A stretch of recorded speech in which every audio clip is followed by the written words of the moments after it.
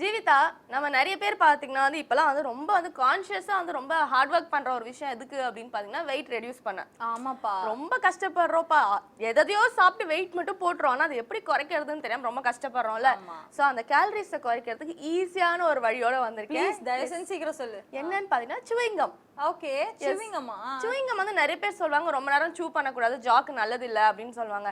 ஆனா இப்போ ரீசெண்டா ஒரு ரிசர்ச்ல என்ன சொல்லியிருக்காங்க அப்படின்னு பாத்தீங்கன்னா 1 hour கண்டினியூஸா நீங்க சூ பண்ணிட்டே இருந்தீங்கன்னா உங்க உடம்புல 11 கேலரிஸ் கிட்ட குறையுமா. Oh my God. சோ இந்த மாதிரி நீங்க சூ பண்ணியே கேலரிஸை குறைச்சு ஆக்சுவலா நான் கூட இதை கேள்விப்பட்டிருக்கேன். எப்படின்னா சூ அதிகமா பண்றதுனால சோ ஃபேஸ்ல இருக்கிற அன்வான்டட் வெயிட் கூட கம்மியாகும் அப்படின்னு சொல்லியிருக்காங்க. சோ மேபி இந்த டபுள் சின் இந்த ப்ராப்ளம்லாம் இருக்கு இல்லையா, சோ நம்ம அதிகமா சூ பண்றதுனால அதெல்லாம் ரெடியூஸ் ஆகும் அப்படிங்கிற விஷயம் நான் கேள்விப்பட்டேன்.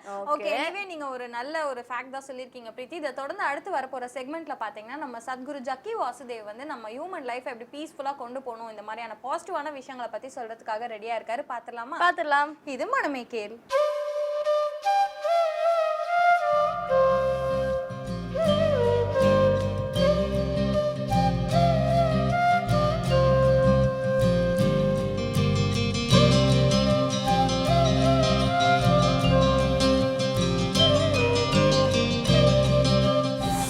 ஒரு தனி மனிதன் எப்போ நான் தலைவன் ஆகணும் ஆர்வம் வந்துருச்சோ, தெரிஞ்சோ தெரியாமையே அவனு ஒரு சர்வாதிகாரியாக வளர்ந்துடுவான். இதனால மக்களுக்கு நன்மை வராது. யாரோ ஒரு மனிதன் ஒரு சூழ்நிலையில் தானாகவே தலைவனாக வருவான். எதனால என்ன, ஏதோ ஒரு நன்மை உருவாக்கணும்னு ஒரு நோக்கத்தில் செயல்பட ஆரம்பிக்கிறப்போ யாருக்கு அதில் அதிகமாக திறமை இருக்குமோ அவன் தானாகவே தலைவனாக வருவான். எப்பவுமே தலைவர் இப்படி தான் உருவாக்கப்படணும். எப்போ நான் தலைவன் ஆகணும்னு யார் வர்றாங்களோ இவர் கட்டாயமாக சர்வாதிகாரியாக போயிடுவாங்க. அடிப்படையாக இந்த டெமோக்ரஸி, இந்த ஜனநாயகம் நான் உருவாக்குனதே நம்ம உலகத்தில் எதுக்கு இப்படி உருவாக்குனதுன்னா, இந்த தலைவனாகணும் ரொம்ப வேகத்தோட வர்றவங்க எல்லாமே சர்வாதிகாரியாக போய் மக்களுக்கு நன்மை வராமல் இருக்கிறதுனால தான் நாம் இந்த ஜனநாயகம்னு உருவாக்கணும். இப்போது தலைவன் அவன் ஏதோ ஒரு பெரிய பிரமாணத்தில் இருக்கணும்னு தேவையில்லை. 5 வருஷம் தலைவனாக இருக்கலாம், அதுக்கப்புறம் சாமானிய மனிதனாக நம்ம நாட்டில் வாழிக்கலாம். சாமானிய மனிதனாக இருக்கலாம், இப்போது நாளைக்கு தலைவனை நினைக்கலாம். தலைவன் ஆகணும்னா அது ஏதோ ஒரு பெரிய ஒரு தன்மை வேணும்னு தேவையில்லை. ஒரு நோக்கம், ஏதோ ஒரு நன்மை உருவாக்கணுன்ற ஒரு ஆர்வம், இது இருந்தால் தலைவனை வளர்ந்துக்கலாம். அடிப்படையாக ஒரு மனிதன் ஏதோ ஒரு நன்மை நோக்கத்தில் தலைமை பொறுப்பு எடுத்தப்புறம் முதல்ல எந்த ஒரு குரூப் ஆஃப் பீப்புள் இல்லைன்னா அந்த ஒரு ஜனத்தொகை இருக்குதோ, சமூகம் இருக்குதோ, முதல்ல அந்த சமூகம் என்னுடையது, இது எனக்குள்ள ஒரு பாகம்ன்றதை உணர ஆரம்பிக்கும். இது உணர்ந்ததான் அவனு இந்த ஒரு ஜன சமூகத்துக்கு ஒரு நன்மைன்றது உருவாக்குறதுக்கு ஒரு வாய்ப்பு வரும். நிறைய தலைவர் வந்திருக்கிறாங்க. அநாதி காலத்துலேருந்து எல்லா சமூகத்துலேயும் ஏதோ ஒரு நோக்கத்தில் ஒரு தலைவன் இருக்கிறாங்க. ஆனால் இந்த தலைவர்னால போராட்டம் இதே உருவாக்கப்பட்டு வந்திருக்குது. எதுக்காகனா நான் தலைவனாகணுன்ற ஒரு நோக்கத்தில் வந்ததுனால. இது 10 பேருக்கு நன்மை உருவாக்கணுன்ற நோக்கத்தில் தேவை வந்தப்போ நின்று செயல்படுற தலைவன் வேறு மாதிரி, நான் தலைவனாகணும்னு நினைக்கிறவங்க வேறு மாதிரி. எப்போ இந்த மாதிரி வர்றாங்களோ, சாமான்யமாக பழைய காலத்தில் எல்லாமே இப்போ கூட நடக்குது இது, ஆனால் முதல் ரொம்ப அதிகமாக நடந்தது. யார் தலைவர் ஆகிறாங்களோ அவர் எல்லாமே இது கடவுளே நம்ம தேர்ந்தெடுத்திருக்கிறாங்கன்னு சொல்லிடுவாங்க.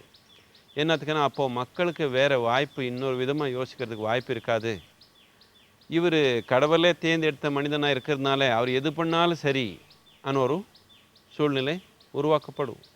இதனால உலகத்துக்கு ஜன சமூகங்களுக்கு பல விதமான பாதிப்பு வந்திருக்குது, பல விதமான அநியாயங்கள் நடந்திருக்குது, பல விதமான நம்ம கற்பனை பண்ணிக்க முடியாத மாதிரி நிகழ்ச்சி உருவாக்கி போயிருக்கிறாங்க. எதுக்குன்னா தலைவன் கடவுளே தேர்ந்தெடுத்த மனிதன் நான் நினச்சதுனால. கடவுள் தேர்ந்தெடுத்த மனிதன் தலைவனை நமக்கு தேவையில்லை.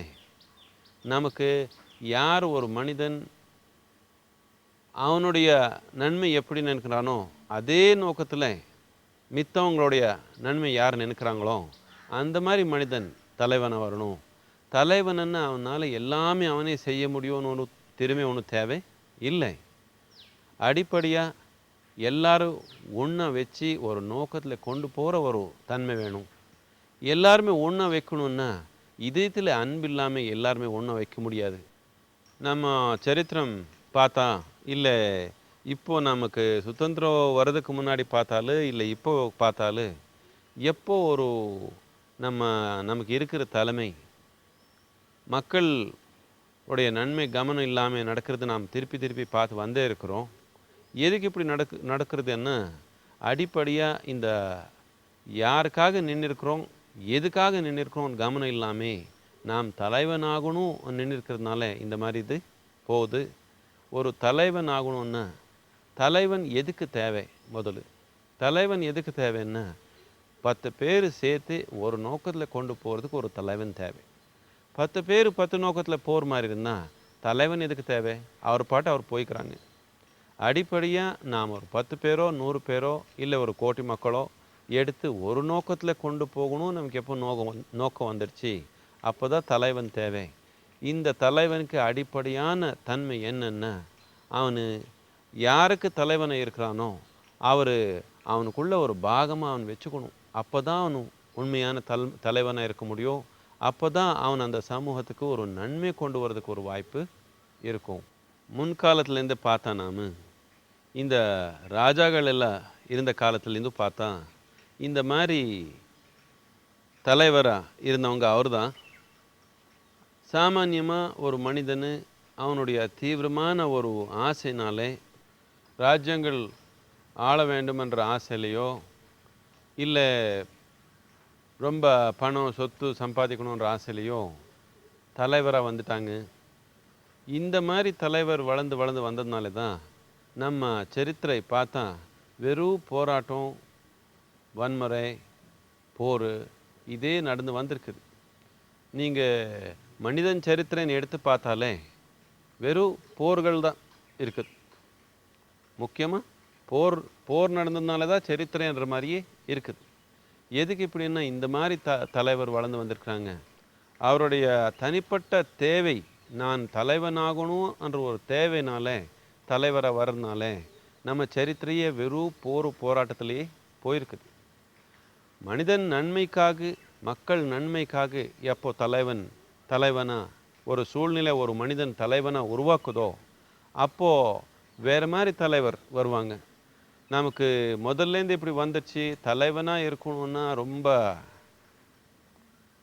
சக்திசாலியாக இருக்கணும், எல்லாருக்கும் அதிகமாக சக்திசாலியாக இருக்கணும், இந்த மாதிரி வந்துச்சு. இந்த ஒரு நோக்கம் இப்போ போகணும். நமக்கு கலாச்சாரன்றது வந்துடுச்சு, நமக்கு வித்யாபியாசம்ன்றது வந்துடுச்சு. இப்போது தலைவனாக இருக்கணும்னா எல்லாருக்கும் மேலே சக்திசாலியாக இருக்கணுன்ற ஒன்று தேவை இல்லை. மக்களுடைய நன்மை அவன் மனத்தில் இருக்கணும்.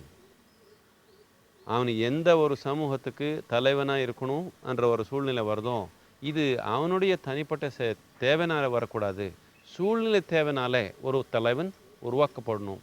அப்போ தான் நமக்கு நன்மை வர்றதுக்கு வாய்ப்பு இருக்குது.